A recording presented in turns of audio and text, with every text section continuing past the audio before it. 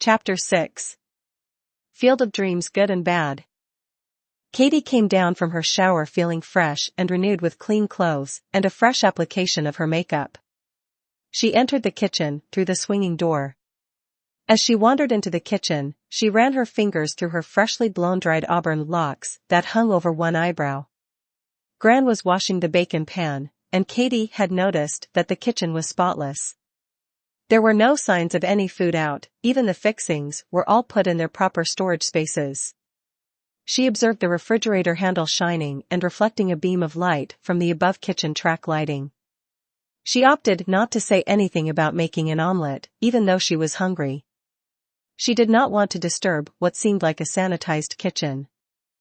"Where are the guys?" "They are out in the barn, dear." Gran gave a quick glance to the back door, and Katie walked over toward it looking out from side to side, trying to spot a barn. She opened the door and saw a distinct and very worn footpath at the bottom of the deck stairs. "I'm assuming the footpath leads to the barn," she asked leaning in from the porch, holding the door handle. "Yes, it does, dear." "Okay," she said. She closed the door and began descending the steps only to be stopped in her tracks when she heard the door open, again. She spun around, looking up to the top of the deck and saw that Gran holding a warmed plate, holding it with a towel. In her other hand was a checked red and green woven cloth placemat, and silverware wrapped in a matching deep red cloth napkin. "You just wait a minute, young lady. Come on back here." As Katie ascended the couple of stairs back to the top, she watched as Gran laid the placemat down on the glass deck table with a cloth napkin on top and then the silverware. She placed the plate on the placemat and then pulled a chair out. "I thought you may like to eat out here and enjoy the view." Katie looked at the omelet and it looked as if it were made by a professional chef, complete with a parsley leaf for decorative purposes. There was a banana balanced on the side of the plate. "Come on, Kate dear, I'm under strict orders, now." Katie sat and looked up at Gran with a loving smile, a different one than she had before. "What is it, dear?" "Gran, Matthew calls me Kate, also." "Does that bother you?" "No, I kinda like it. I had a great Aunt Kate, when I was a child. She was a family favorite. You remind me of her, and I say you've been appropriately named, and Kate it is." Katie gave her a loving touch on her arm. She picked up her silverware eyeing the banana, debating whether to say anything, or just to bring it to one of the men to eat it when Gran wasn't looking. She studied it while she let her eyes go to and fro. "Let me guess, you don't like bananas, right?" Katie raised her eyes to Gran, who took the banana, and Katie gave her a guilty whimpering type of face. She looked up at Gran with a grateful smile and then down at her omelet and cut off a piece with her fork to devour. Gran disappeared into the kitchen, laughing under her breath. "She's not a picky eater," Gran chortled. Katie drew in that fresh spring Tennessee morning air. She could smell the grass clippings, noting a freshly mowed lawn from the day before. The smell of maple bacon permeated the air from the 2 times Gran came out onto the deck. It seemed to rest on Katie, and some fell on her omelet, giving it a maple taste.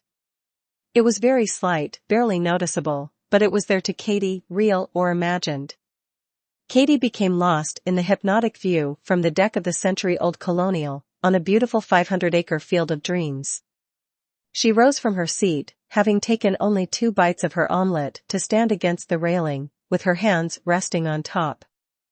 It was as if she were transported back in time. In the early morning breeze, she could hear the whispers of history fanning through the distant fields of emerald carpets of sprouting wheat that early spring morning. She could hear the echoes of the voices of generations of children, adults, octogenarians, and the neighs of horses, along with their cantering hooves. The immediate property was well protected by an old, whitewashed wooden dual-beamed fence, perfectly held with evenly spaced posts rolling along the green graceful hills. Green grasses beckoned from the far side of the fields, which were lined sporadically with clumps of dark and narrow patches of woods. This little corner of the world was Nick's landscape of dreams. It was a land that was full of song, where much of his inspired works of art, many of them still in notebooks, he envisioned, dreamed, penned and hummed. Katy saw faded shadows of a young boy, then a youth, mounted on the back of an equine friend, swiftly rustling among the fragrant pastures and the tumbling light green landscape. That was an era of discovery for the young boy, an age of contemplating life's dark and golden moments. She saw the young boy crumpled and weeping on a field of stubble wheat, locked in a wretched place of solitude. He wept, hungry for change, and in search of truth, while being haunted by memories no little boy should witness, live through, or even be aware existed. The fragrant pastures were dappled with crimson flowers, calling out to the spring's early flying creatures, ready for pollination. She bent over and leaned on her elbows, which were propped on the deck railing. The young deep green new leaves of the sporadic elm trees inside of the whitewashed fence danced in the early morning spring wind, warmed by a renewed repositioned sun. This was her favorite time of year, spring. New births were everywhere. Easter lilies popped up along the west end of the fenced property, with daffodils on the east. Newly hatched young birds were chirping almost as if in harmony, some calling for their morning breakfast, some singing just for the sake of exercising their new vocal cords. The longer she stood there, the louder the chirping became, reverberating in her ears, wooing her to close her eyes to enjoy their melodies. The loud squawk of vultures out in the distant fields forced her eyes open, as she contemplated which baby animal it could be that did not escape the trapping and hunting down of the late-night coyotes. She thought about all the kittens she had lost to those brutal beasts. She started thinking about Scotty, and how when the coyote population would grow to the point of a food shortage, the more brazen ones would venture closer to the house, almost to the mud porch, sniffing out the hiding cats. That was when Scotty would get out his shotgun and execute coyote population control. She closed her eyes and imagined that she was on the second-floor deck of her new home off the master bedroom. A drowsiness overtook her while she leaned on the banister of the large deck. In the blackness of her eyelids, she glared down out into the 20-foot outbuilding in the doorway on her new property and saw a dusty vision of Scotty smiling up at her and waving as he ventured into the darkened building for the day's tools. Her body became tense and rigid as she squinted and thought she saw a faded vision of Michael, who popped up out of nowhere. He meandered toward the doorway to a blackened abyss in that outbuilding. It was pitch black beyond the doorway, and Scotty had disappeared into it without a trace, followed by Michael, who at the last second turned and looked up at Katy on the deck. He smiled and waved, and she heard the echo of his voice as he called up to her. "Give my Lori Boo a kiss for me." She then heard the echo of a little girl's voice from the abyss, past the doorway, shouting out for her daddy Boo. In her mind, she was screaming for Scotty to come out of there, knowing it was the eternal abyss of death, a place from where one does not return. The terror of that black abyss caused her to scream for Scotty, in her mind, unaware that her nightmarish screams could be heard from tens of feet away. "Scotty! Come out of there quick! Come out, hurry! Michael's coming to take you away from me." She felt a large hand on her shoulder as if it were Michael pulling her in with them. She jumped with a start and screamed from fear. "Whoa! There! Settle down. Sorry, I scared you." She twisted 180 degrees to see the smiling pearly whites of the man who was next of the list of men she loved and feared losing. Katy gasped for air as if it had been sucked from her lungs.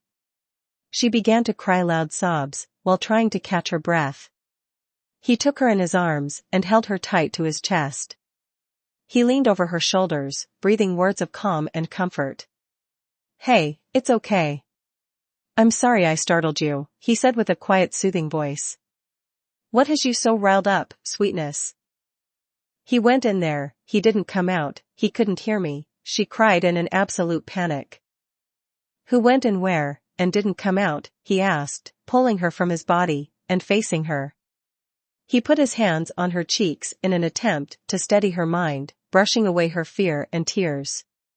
Gran came running out of the kitchen door, having heard Katy scream. "Scotty, he went into that black abyss of the doorway of my outbuilding on my new property. It was black, pitch black, then I saw Michael at the doorway, and he turned, waved to me, and called out to me. Then he disappeared into it holding Scotty by the shoulder. I heard a little girl's voice calling from it. It was Laurie's voice. Scotty went in there, and I called for him to come out and he did not. Katie fell into Nick's chest, terrified and spooked by the dream that seemed to have taken control of her thoughts. Nick pulled her in tight and squeezed his eyes shut after glancing at Gran, who had tears forming in her eyes.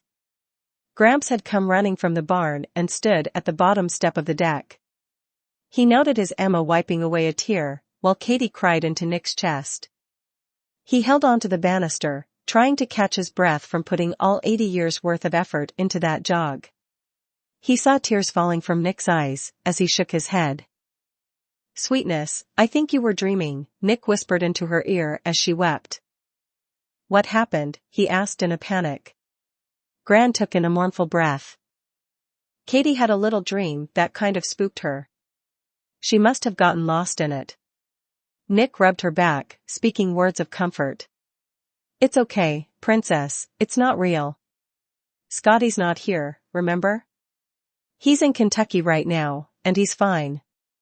It's okay. Katie took in shallow breaths and turned to look behind her, and she saw the peaceful backyard of Gran and Gramps' home and the plush rolling hills in the distance, silenced of all echoes. Nick quickly wiped the tears on his cheek, not wanting to be caught crying when Katie turned back around to look at him. She turned and looked at Gramps and Gran's smiling faces, and the comforting smile of Nicholas Paul. She breathed out a sigh of relief, feeling kind of silly. Oh, my goodness, I'm sorry. I'm embarrassed. I must have dozed, leaning on the railing. Whoa, that was a scary nightmare. It's amazing how quick I begin to dream when I doze off. I'm sorry if I frightened you, Gran. She took in deep breaths and relished in the memory of being comforted in Nick's arms the same way on that magical night on their date, when she recalled the nightmare of Michael going into that black abyss in Pete's apartment. She quickly backed away. I'm sorry, PC, if I startled you by screaming. It's okay, but I'm the one who startled you out of your little nap. You should be careful about dozing off while leaning on a second-story deck. Katie shook her head and quickly ran her fingers through her hair, fluffing it up, and tucked the loose pieces behind her ears. Gran looked down at the plate and noticed only 2 bites gone. Dear, you have to finish this. Oh, it's cold. I'll heat it back up for you. Oh, no, that's okay. She took the plate from Gran and quickly cut off 2 tiny bites, shoving them into her mouth, abruptly, then handed the plate back with more than half the omelet still on it, untouched. She covered her mouth and thanked her with a mouthful of food. I'll eat the rest later, okay? I don't think so, Teach. He pulled out her chair. Sit here. He took the plate from Gran, went into the kitchen, put it in the microwave for 20 seconds, and brought a steaming hot omelet back out, placing it in front of her. Eat all of it. I can't, it's too big. She made me an omelet big enough for 2 meals. Nick looked at Gran, who shook her head. It was only 2 eggs, Nicky. Nick sat down in the chair on the edge of the table, cut the omelet up into little pieces, put one on the edge of the fork, and fed it to Katie. He handed her the fork with a stern look. Either you eat on your own, or I'll feed it to you, which is it? Katie took her fork, stabbed another piece and put it in her already stuffed mouth, and chewed while staring at Nick, who put on a victory smile. He leaned his elbow on the surface of the table, and rested his head on his hand, staring at her while swooning her at the same time. I'm just going to sit here, until you are done. Now, do you want to go to the forgiveness field, today, sometime? Katie nodded with a mouthful of food. Good, then finish that up, before I have to get back on stage at the end of this week. Gran and Gramps chuckled, and Katie looked up at them, laughing a bit with food in her mouth. She chewed, swallowed, stabbed, and stuffed 2 more pieces in her mouth. Nick nodded his head in approval. Good girl. Gran, how about some milk? That will add some calories. Sure, that's good. You do like milk, right? You don't happen to have soy milk, do you? Gran shook her head. I can send Jake to the store if you'd like. No, thank you. Regular milk is fine, I'm not picky, I just like soy milk, but I'll be grateful for regular milk. She looked up at Gran in the doorway, who nodded in concession. Good. She eyed Nick and Jacob and winked at her husband, mumbling about how she wasn't a picky eater when she went into the kitchen. She came out with a crystal glass filled to the brim with milk and a large loving smile. Drink up, Nick said, handing her the glass. She took a large sip, giving her a milk mustache that she licked off her lips while he chuckled. She continued to chew while keeping her eyes on him. Scotty would be proud of you, she said with a mouthful of food, covering her mouth with a hand. Nick nodded and broke his authoritative look with a smile. I promised him and Matthew that I'd make sure you ate 3 squares, and I'm not about to go back on that promise, ya hear? Good for you, son, Gramps said. No one made mention of the nightmare vision, but it was obvious to Gran, Gramps, and Nick what it was about, and brought some worry to them for Katie and what was coming down her path. Katie finished all of her omelet and Nick took the plate. Do I have to drink all of this? Can I drink some later? I don't imagine there's a ladies' room in the forgiveness field. No, there isn't. Okay. He took the milk glass and put it in the refrigerator. Before they left for the forgiveness field, Nick had grabbed a couple of pieces of paper and a marker from the junk drawer in the wall desk, and stuffed them in his back pocket, just in case. Gramps handed him a few rubber bands, and smiled at him, knowing what his intentions were. Are you ready, princess? She looked up at him, then at Gran and Gramps with a satisfied, contented smile and nodded. Yep, I can't wait to see it. Nicholas Paul told me all about your forgiveness field, Gramps. She walked over to him and hugged him. It sounds like such a lovely place. Jacob gave her a hug. It is, darling girl, it is. He put his arms around her waist, hugging her back. Nick and Katie exited the kitchen through the back door and headed down the footpath.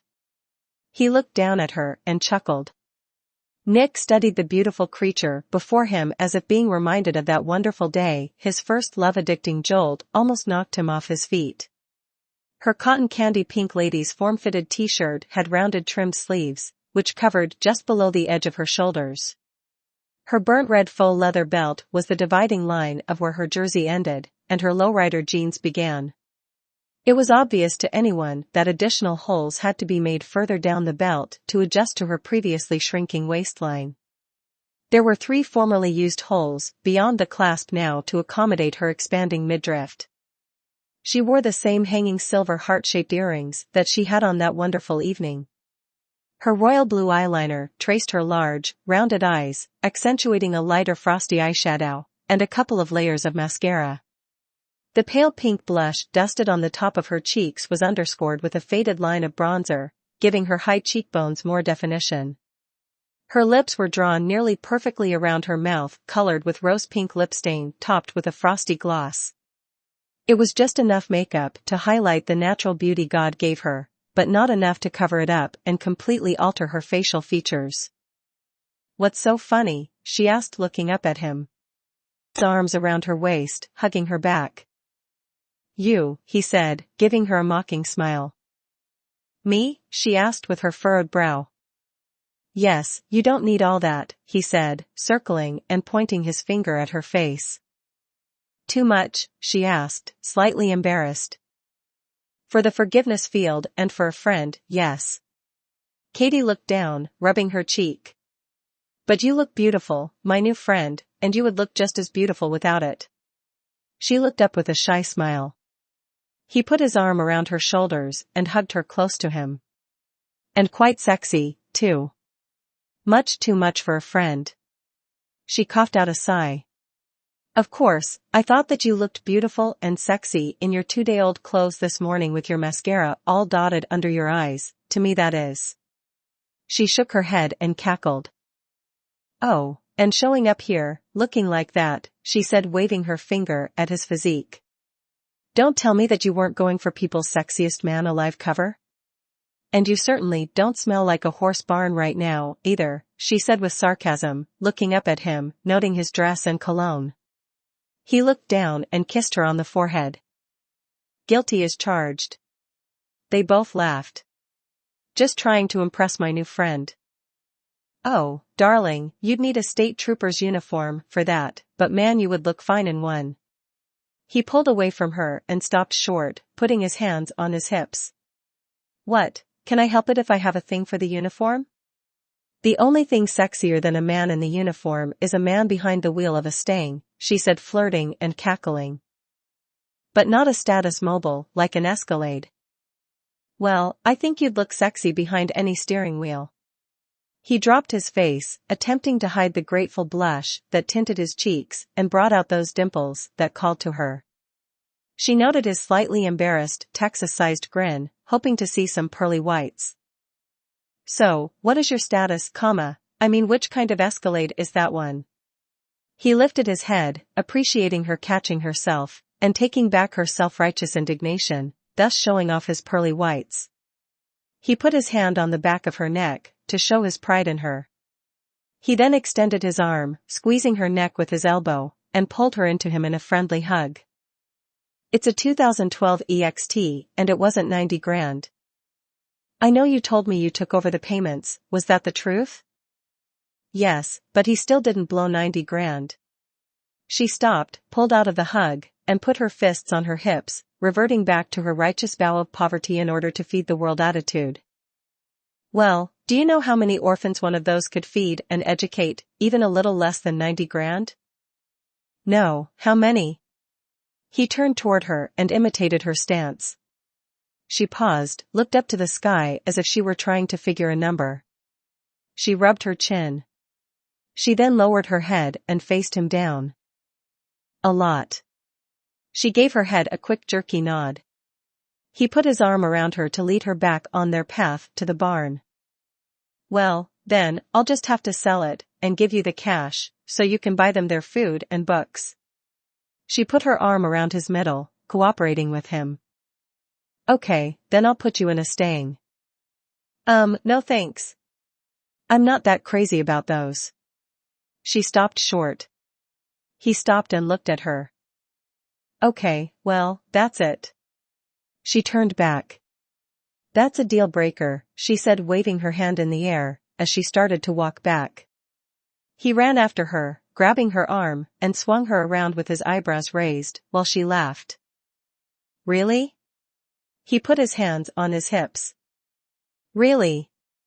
She put her hands on her hips, mocking him. I know Scotty drives one? She nodded. And Michael did, too. She nodded. Well, then you can just forget it. I'm not Michael, nor am I Scotty. You are just going to have to deal with it. Well, that's fine, it's not like you're going to be my boyfriend or anything like that in the future, anyway, so I guess it doesn't matter what you drive, she said with her hands on her hips. He crossed his arms across his chest, tapping his fingers on his arm, trying to come back with something, but was stuck. No pressure, remember? She cackled. For as much as she wanted to deny it, deep down, she knew he was her future. So, there's no future for us then, unless I drive a Stang.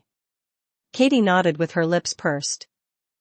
Absolutely, it's a prerequisite, and a requirement to stay in my good graces, kinda like keeping a good GPA to keep a scholarship. This teacher demands nothing less. She looked up at him and raised her eyebrows with an authoritative look, as if she was going to push him around. Okay, that's fine. He looked around at the ranch and the pastures. I wonder who I could possibly share all of this with. After all, my Gramps has promised all of it to me, as the only other horse lover in the family. He put his hand on his chin and continued to look around. She stared back up at him as he contemplated. I guess you'll just have to live here alone, you and your GMs, because no man of mine will drive anything but a Ford. She crossed her arms across her chest and leaned on one leg, throwing her opposite hip out in a body tilt. Fords, now why is that? She moved in closer, put her hand on his chest, giving him a warm jolt, which she noticed, then she backed off some, giving his chest a friendly tap. Because, silly, I just can't be with a man who would buy a vehicle from a company that took the bailout money. It's a Ford or nothing. He started laughing. He pulled her in for a friendly hug, squeezing her neck, appreciating her principles. You are too much, you know that? She laughed and he turned her toward the barn and led her to meet his best friend. She tucked her hand under his, as two friends, holding hands, with fingers unlocked. Hey, how come Scotty didn't mind you putting him in a stang, like Michael? Isn't that part of the ghost thing that bothered him so much, like you mentioned on our date? She looked up at him. Scotty came with his own stang, coincidentally, so I didn't have to go that route. Oh, so was that the attraction at first? I mean, there must have been something that caused you to become his girlfriend, or was it just the uniform? She stopped short. Are you fishing? No, fishing for what? That event I was telling you about that no one knows, because we promised not to tell anyone? He softened his stance, trying not to be intrusive, hoping she didn't remember giving him all that she told him when she was drunk 2 years ago in the stairwell. Oh, no, princess, I wouldn't try to get inside information like that. I can appreciate your confidentiality between you two. I was just curious about the attraction. I mean, what caused you to become his girlfriend? She swallowed hard, wanting to tell Nick, but not wanting to break her loyalty to Scotty. Well, let's just put it this way, I wouldn't be here right now, had it not been for Scotty being the strongest deputy in the county, that cold morning. She blinked rapidly, trying to hold back the tears of appreciation. A hero, in every way, Nick said. She turned, to walk to the barn, with her head lowered, and nodded. My hero, she mumbled. Mine too, he mumbled. What was that about? Nothing, I just have a new appreciation for the man, that's all. Nick put his hand on the back of her neck, leading his friend to the barn, satisfied with the information that she wanted to share, having already overheard their conversation. Well, just know that he risked his life, actually, he was willing to give it up for me, she said in almost a whisper. She then raised her head and looked at Nick to see if he heard her. Nick stopped and gave her a warm smile. And so would I, princess, so would I. She nestled into him under his arm, knowing he was speaking the truth. I think you would, PC, I honestly believe you would. She wrapped her arm around his middle and gave him a tight squeeze. The smell of fresh hay, oats, and the overwhelming odor of horse manure greeted Katie long before they arrived in the barn. She turned up her nose and made a little squinted face. You get used to it, Nick said, looking down at her. I imagine you do. Katie perused the inside of the horse barn, scanning the 6 stalls on each side. She walked up and down the inside of the barn, observing each horse, and the equipment hanging from the posts. There were 2 stalls on each side that held the 4 horses in the barn, with 2 empty stalls across from each other, that held stacks of baled hay. Nick began to speak. Katie put her hand up to stop him. Wait, don't tell me whiches will power, let me guess. 2 of the horses were already saddled. One of the horses seemed exceptionally timid. She walked up and down the barn, studying each horse. When she reached Will Power's stall, he blew out a snort, and shook his head at her. He moved in closer, and nuzzled Katie's face. She moved in closer as if to kiss the side of his long nose. Ah, you must be him, she said as their eyes connected. Nick laughed as his best friend and his best girl connected in their hearts. See, I told you he was going to love you. Katie pet the side of his face. She looked so small next to the largest Tennessee walking horse in the barn. Will Power continued to snort and nod his head in long stretched out movements, clopping his feet, ready to embark with his new rider on his back. This is Chestnut Mary, Nick said, opposite of Will Power. Katie walked across the barn and rubbed the chestnut-colored smooth face of Gramps' favorite horse. We've had her the longest. How old do these horses get? Some of them can get as old as 30, but if they've been abused for long, it shortens their lifespan. Chestnut Mary was found early, and she's 21, Nick opened the stall door and picked up Chestnut Mary's leg, folding it at the knee. He pointed out the slightly deformed hoof that had been reformed by slowly trimming it, until it had returned to its normal shape. This is as close as Gramps could get to reforming her hoof. When she came to us, it was deformed from the positioning of the nails in the sensitive laminae of the foot. The nails concealed golf ball halves between the sole of the foot and the stacks, creating great pain. Some even place bits of glass or metal fragments between the stacks, thus, stepping down on the hoof creates agonizing pain, and their gait is exaggerated. That is how they get the high step. Katie drew her hand to her mouth, and immediately her eyes began to water. Oh, that is so cruel. How can people be that awful? She wept as she pet Chestnut Mary's face, kissing her on the long bridge of her nose. You poor thing. Nick petted Chestnut Mary's long neck and mane, and watched the sensitive heart of his teach, as she put her forehead along the nose of the horse and grieved over the cruelty. Chestnut Mary raised and lowered her head, taking in the love and sympathy, obviously expressed by Katie's tears.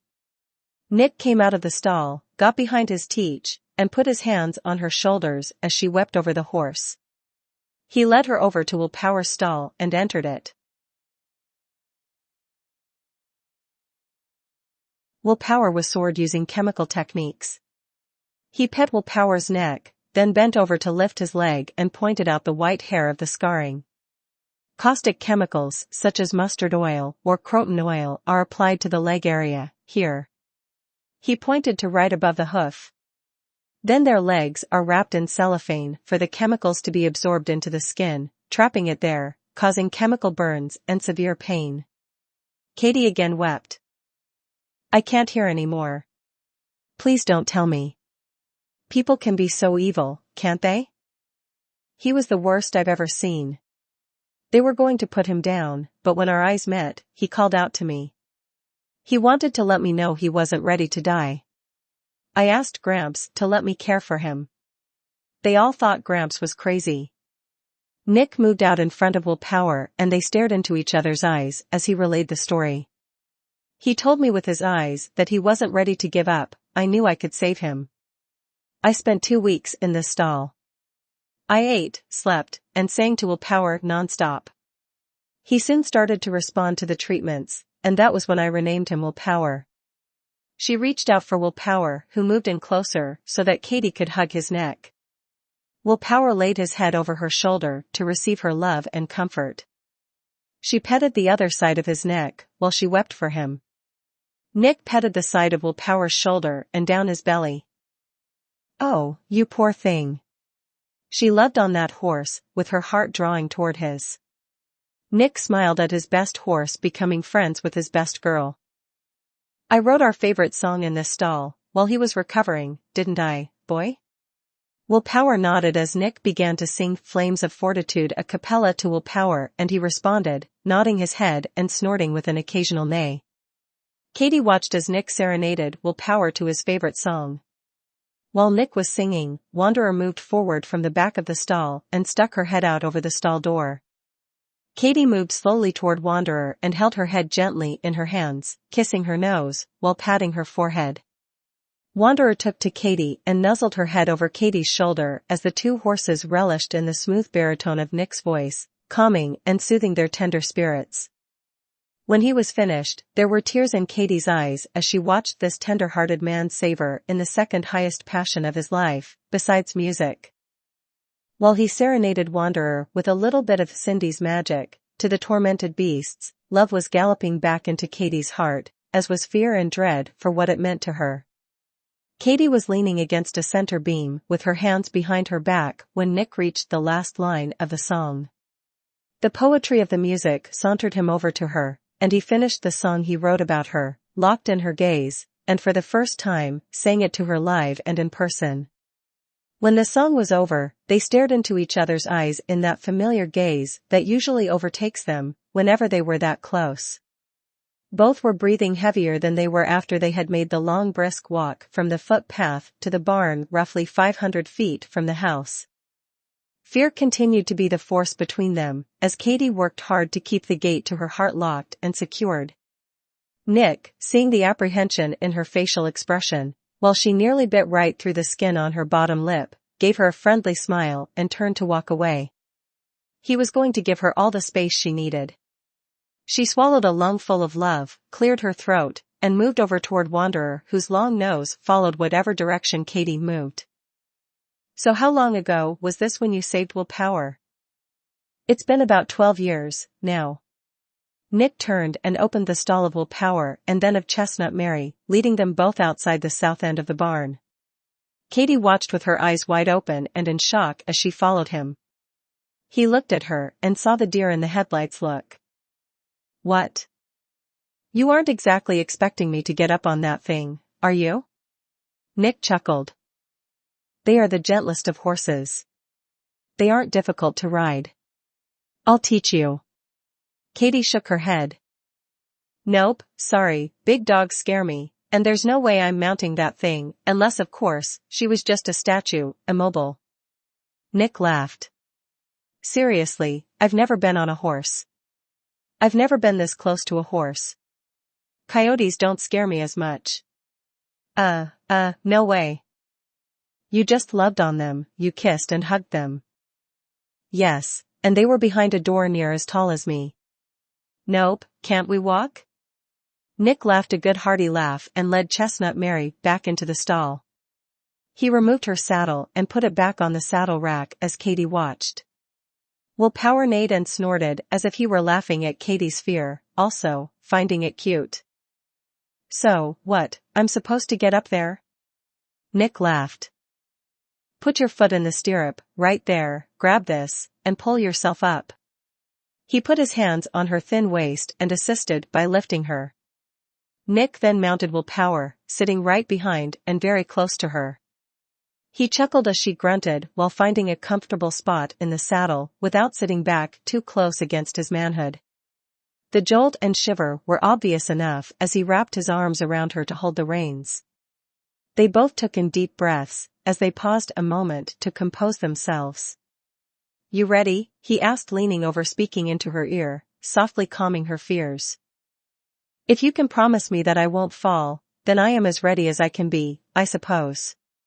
Her voice quivered from the combination of fear and shiver factor. I promise, I won't let you fall.